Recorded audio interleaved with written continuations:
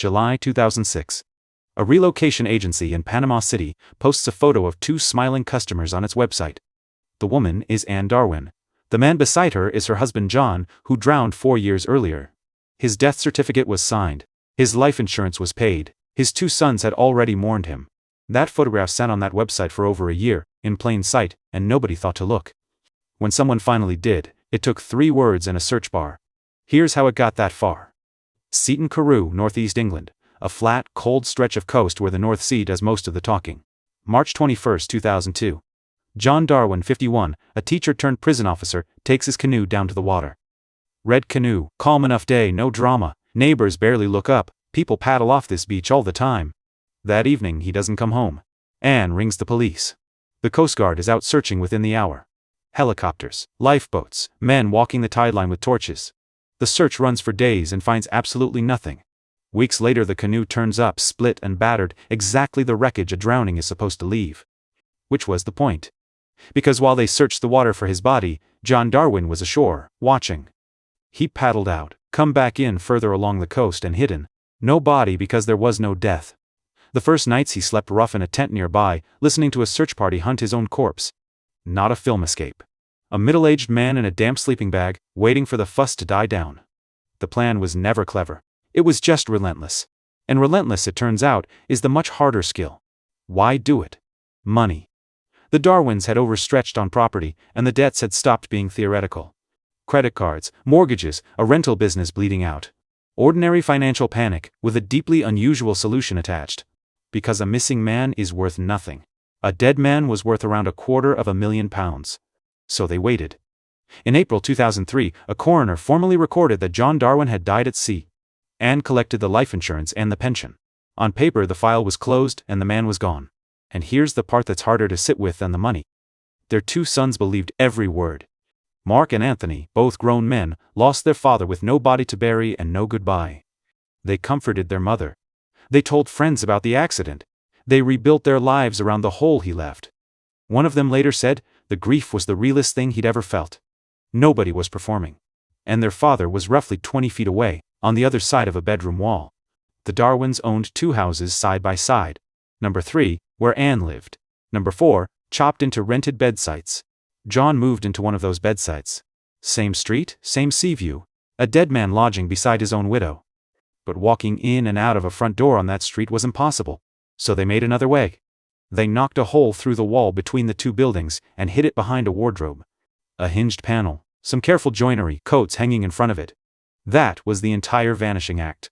When the boys came to visit, John stepped through the wall into the empty bedsit and stood still. He could hear them. The kettle. Chairs scraping, his sons talking about him in the past tense. Sit with the discipline that takes. Not for an evening, not for a weekend, for years on end. You know that itch when someone tells a story about you and gets a detail wrong? He had that about his own death, constantly, standing in a room he wasn't allowed to leave. He read. He exercised. He grew a beard out. He got extremely good at being quiet. And then, slowly he got bolder. Because that's what always happens next. He started going outside. Cap down, beard grown, walking the same seafront he'd lived on for years. He leaned on a walking stick and let people's eyes slide off him the way eyes do. Here's the uncomfortable bit nobody plans for. You're far less recognizable to strangers than you believe. People don't really see faces, they see categories. Older bloke, walking stick, nobody worth a second glance. He told neighbors he was a lodger. He chatted at the door. He became, briefly, his own tenant. He walked past people who'd known him for years. Nobody stops a stranger to ask if he's dead. But a beard only gets you so far. A dead man can't board a plane, and he wanted out. So he did what forgers have done for a century. He went looking for a child who died. He found a boy born around the same time as him, dead before he ever grew up. John Jones. Birth certificate ordered by post, forms filled in, photo attached. And the state issued him a passport. A real passport. Real stamps, real checks. A genuine document belonging to a boy dead for 50 years. Every border he crossed after that examined his paperwork, not his face. The paperwork was flawless. That's when this stops being a man hiding in a bedsit and becomes a functioning second life. If that just shifted how solid you thought official records are, that's exactly what this channel digs into. Stick around. As John Jones, he flew. Cyprus, Gibraltar, the United States, sometimes with his grieving widow sitting beside him. They travel out separately, hold hands abroad, then fly home to two separate lives on one street. Anne kept her job at the doctor's surgery, kept the widow's face on, kept the money moving quietly. People ask how she managed it. She managed it daily, deliberately, and 100 small choices nobody saw. There's no autopilot for that. Every phone call with her sons was a fresh decision to keep lying. 5 years of small cruelties, each one survivable on its own. That's how enormous deceptions actually get built. By 2006, England felt tight. They wanted somewhere warm, cheap, and far from anyone who'd known his face. They chose Panama. Low cost of living, straightforward residency for foreigners, and a coastline they could sell as paradise. The plan was a small hotel, land, tourists, and canoe hire, which is either brazen or completely oblivious. In July 2006, they flew out together to look at property, a married couple like any other. They walked into a relocation agency that helped foreigners buy land and untangle Panamanian residency paperwork. The agent was friendly, helpful, and did what small businesses everywhere do with a happy pair of customers. He asked for a quick photo. Something for the website, real people, real land, proof the service works. And John Darwin, 5 years into one of the most disciplined disappearances in British history, said yes. He stood beside his wife in good light, in front of the company sign, and smiled properly. Not a snatched long lens shot, not grainy CCTV, a posed portrait he agreed to and looked straight into. It went up, dated the 14th of July 2006, with a cheerful caption about happy new buyers. Nobody hid it. Nobody stole it. It simply sat there, public and indexed for the next 17 months. They bought a flat and hundreds of acres of forest. On paper, the escape was finally complete.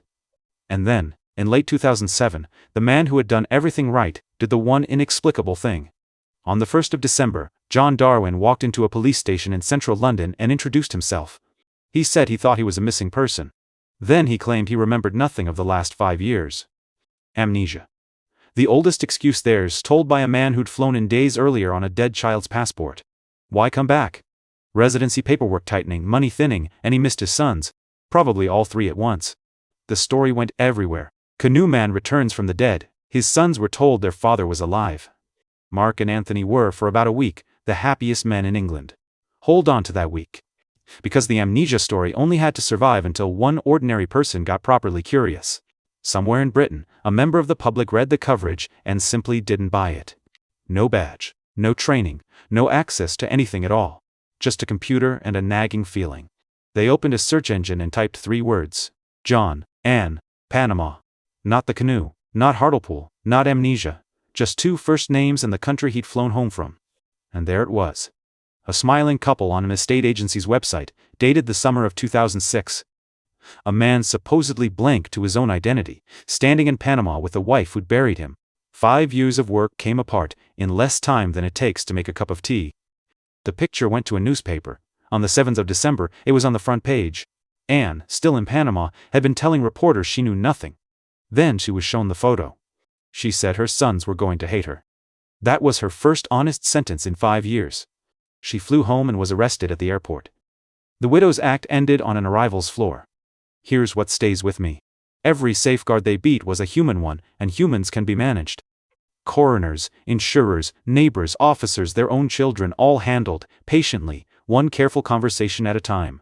What they never accounted for was a machine that forgets nothing and lets strangers ask it, questions free. He built a disguise for human eyes. He never once thought about building one for a search index. In 2008, both were convicted. John got 6 years and 3 months. Anne got 6 years and 6 months. She argued her husband had coerced her. The jury didn't believe it, and neither did her sons.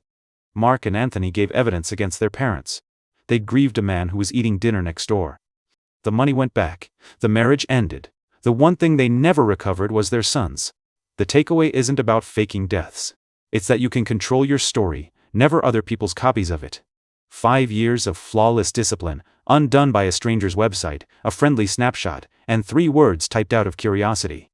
Cases like this deserve to be remembered. Subscribe, and next time we take on a disappearance nobody has ever solved. Thanks for sitting with this one. Whatever the Darwins lost, Mark and Anthony never asked for any of it.